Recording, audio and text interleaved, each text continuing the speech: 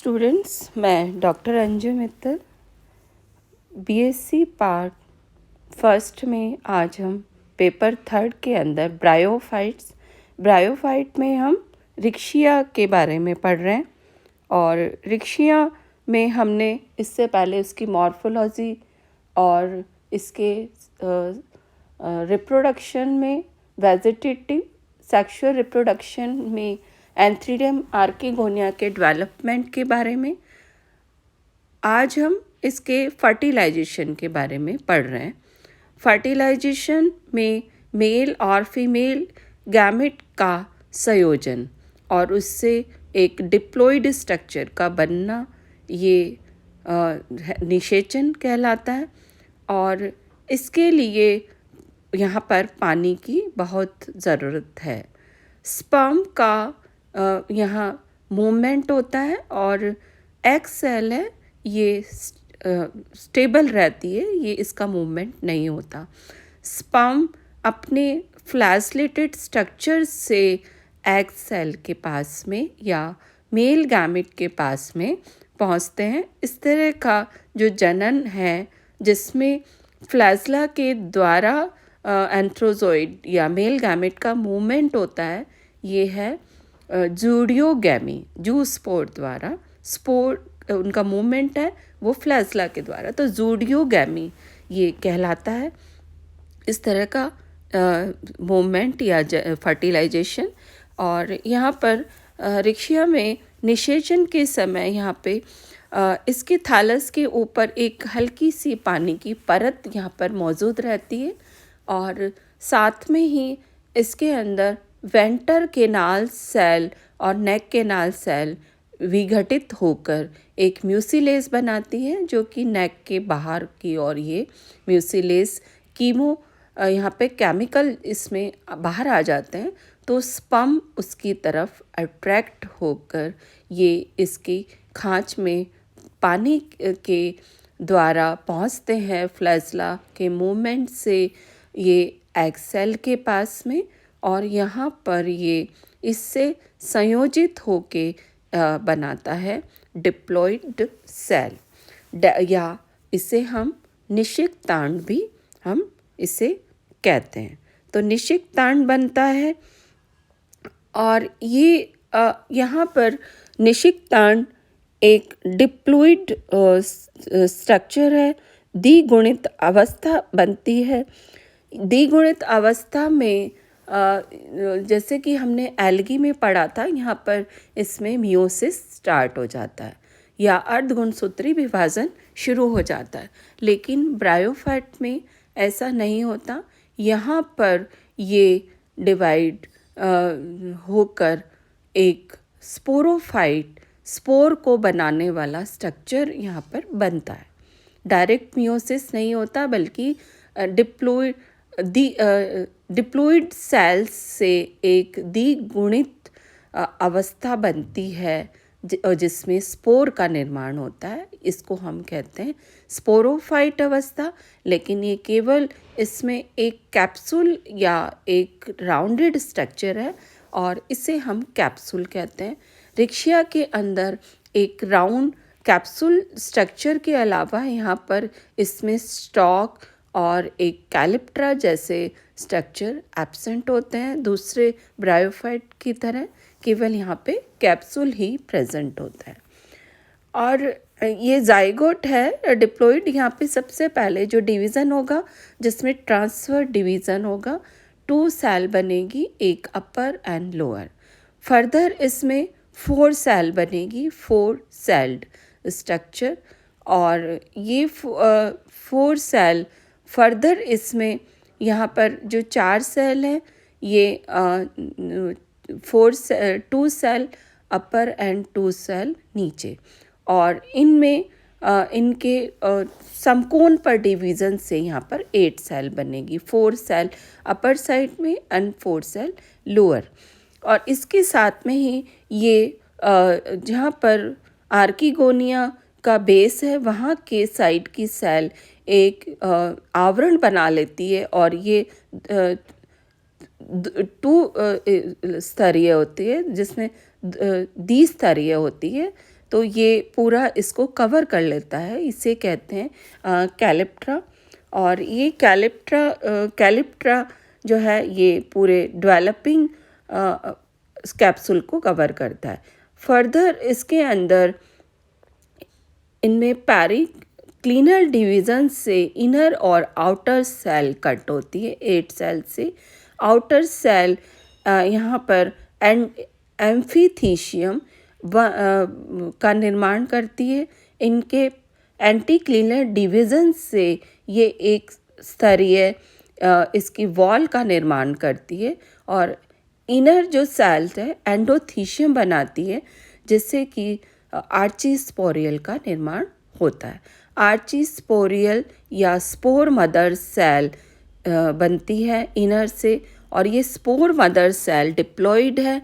और अब इसमें होगा मियोसिस जिसके अंदर एक ट्रीटेड सेल के रूप में, ये ट्रीटेड के रूप में चतुष्फलकीय सेल बनती है, जिसके अंदर 4 स्पोर बनते हैं। और ये स्पोर के अंदर स्पोर मदर सेल में यहाँ पर मियोसिस होगा। मियोसिस से हैप्लॉइड सेल का निर्माण होता है। ये 4 उसके अंदर प्रेजेंट होते हैं। और ये जो स्पोर है ये बनते हैं, इसमें 3 लेयर होती है, बाहर और मिडिल और इनर। एक्सोस्पोरियम, मीजोस्पोरियम और एंडोस्पोरियम, जिसमें इनर स्पोरियम में पैक्टिक लेयर पाई जाती है और इनके अंदर हैप्लॉइड न्यूक्लियाई प्रेजेंट होते हैं।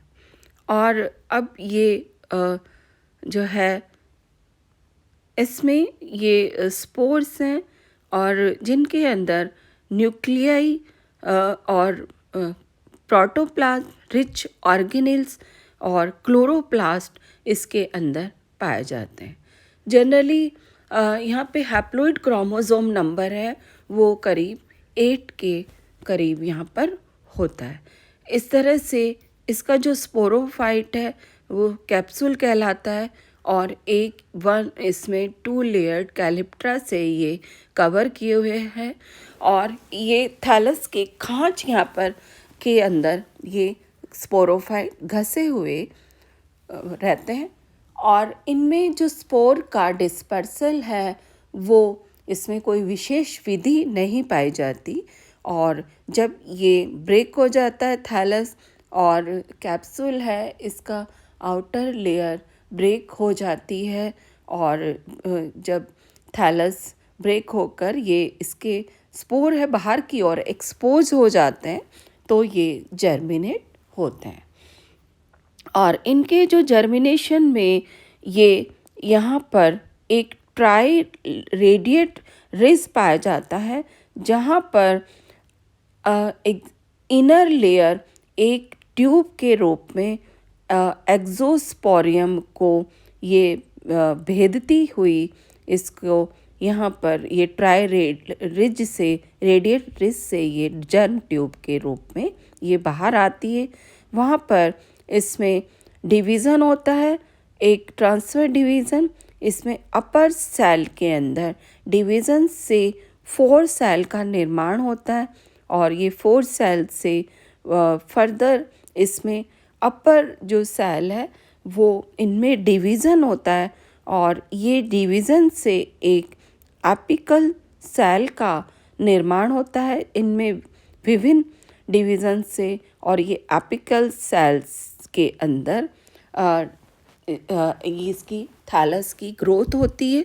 और यहाँ इसके साथ में लोअर जो 2 सेल्स हैं उनमें मल्टी डिवीज़न से यहाँ पर इसकी एक एपिडर्मल लेयर्स की सेल से नीचे राइजोइड्स का निर्माण होता है और ये थैलस को नीचे यहाँ पर इससे ज़मीन पर जहाँ से ये पास में है, जिसके पास में, वहाँ पर ये उससे अटैच हो जाती हैं और एक न्यू थैलस का यहाँ पर निर्माण कर लेती हैं।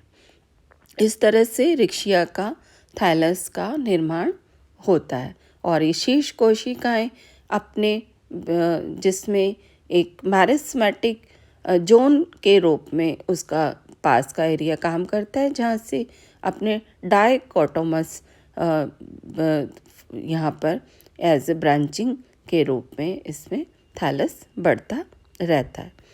और अब यहाँ पर ये लाइफ साइकिल में इसमें एंथ्रीडियम और आर्कीगोनियम इसके सेक्स ऑर्गन और गैमेट है स्पर्म या एंथ्रोजोइड और एक्सेल इसके फीमेल सेक्स ऑर्गन को कहते हैं।